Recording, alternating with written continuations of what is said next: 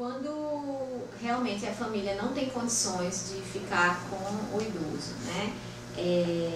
E aí, condições, leia-se, se a gente tem duas possibilidades, né? Quando essa família ela reconhece que ela não tem possibilidade de oferecer o mínimo, né, para esse idoso, e aí ela recorre a uma instituição de longa permanência, ou quando o poder público, para garantir a proteção desse idoso, através de uma medida judicial, faz com que esse idoso seja retirado do convívio familiar e seja colocado numa instituição de longa permanência na intenção de preservar provavelmente a vida, a dignidade, os direitos fundamentais que estão previstos no Estatuto do Idoso.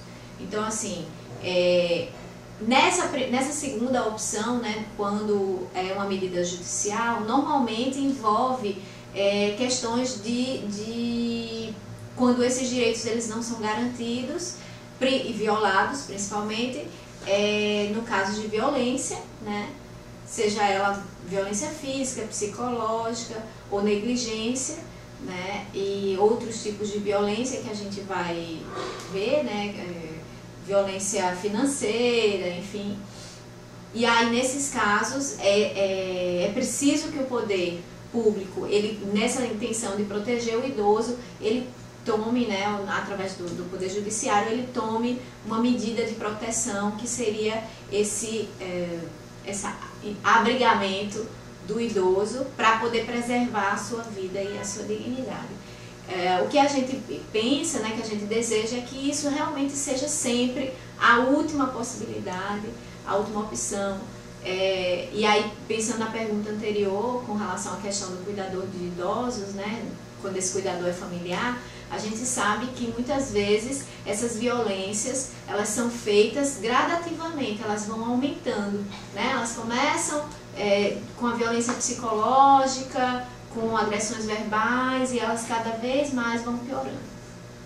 Então a gente também tem que pensar que esse agressor, ele não pode ser visto como alguém que, sim, ele tem que responder pela sua agressão, mas a gente também tem que pensar que do mesmo jeito que uma pessoa que comete um furto, que comete um roubo, ele vai para a prisão e a gente imagina que lá ele deve ter condições de se recuperar para retornar para a sociedade, a gente também tem que pensar que nós precisamos oferecer meios para que esses agressores repensem as suas ações, façam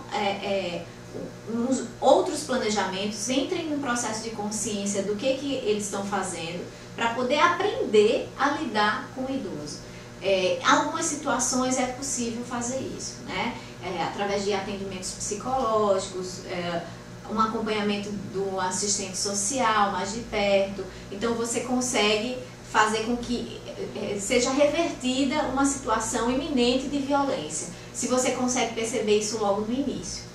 Na realidade brasileira não é isso que acontece. A situação chega no Poder Judiciário quando ele já passou por vários níveis de violência. Muitas vezes esse idoso ele já aguentou vários anos calado, muitas vezes não é nem o idoso que faz a denúncia, é um vizinho, alguém que está perto, uma pessoa longe, né, da família e que percebe essa situação.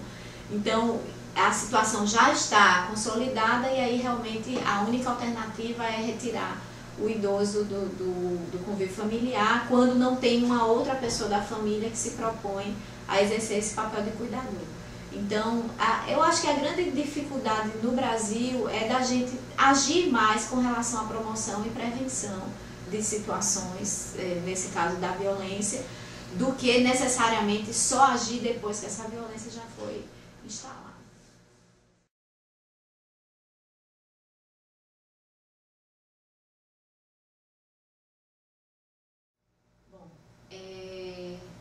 A questão do envelhecimento tem sido um desafio, certamente, e eu acho que a gente tem que ter muito cuidado para também não colocar a família como a grande violadora de direitos, quando na verdade a gente pode ser que essa família ela viole os direitos realmente do idoso, mas muitas vezes porque ela não tem nenhum tipo de apoio do Estado, né? Então, do poder público que deveria oferecer possibilidades de que essa família ela conseguisse, com qualidade, continuar com esse idoso no convívio familiar.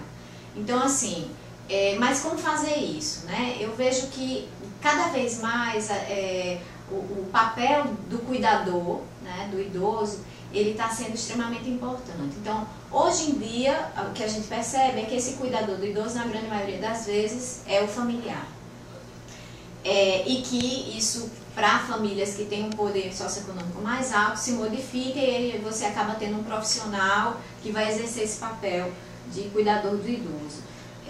Agora, eu acho que a grande possibilidade de oferecer meios para que essa família continue com esse idoso preparar esses cuidadores. Então, formar mesmo, sabe? Oferecer cursos, convidar essas pessoas para conversar, para compartilhar experiências, sejam familiares ou sejam profissionais. Então, eu acho que isso é uma possibilidade. Uma outra coisa é aquilo que eu tinha dito, né, da questão dos grupos de convivência, que eu acho que é uma grande possibilidade de ajuda para a família. Então, realmente é complicado quando você tem um idoso que tem um nível de dependência muito alto, que esse familiar que desenvolve o papel de cuidador, ele realmente pare a sua vida, né, de repente de trabalhar para poder ficar realmente exclusivamente cuidando desse idoso. Isso é muito complicado, né? Então eu acho que uma possibilidade realmente são esses grupos de convivência, até para evitar que o idoso chegue nesse nível de dependência.